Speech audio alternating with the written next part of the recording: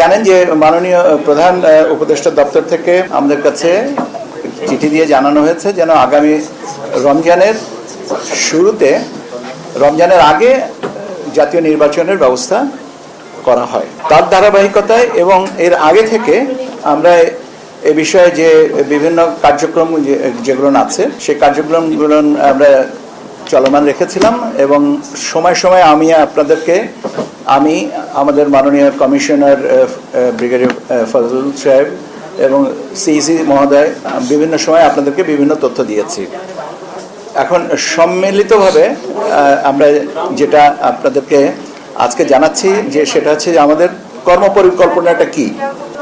আমরা এই আগামী নির্বাচনকে সামনে রেখে, জাতীয় নির্বাচনকে সামনে রেখে আমাদের কর্মপরিকল্পনাটাকে আমরা মোটামুটিভাবে 24টা ভাগে ভাগ করে আমরা আমাদের কর্মপরিকল্পনাটা প্রস্তুত করেছি।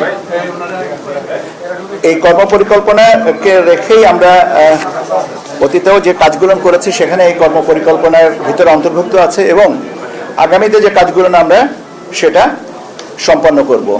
একটা বিষয় এখানে বলে রাখা প্রয়োজন যে কর্মপরিকল্পনায় যে কাজগুলো আছে, উল্লেখ করা আছে, এইটা একটার সাথে আরেকটা সম্পর্কিত।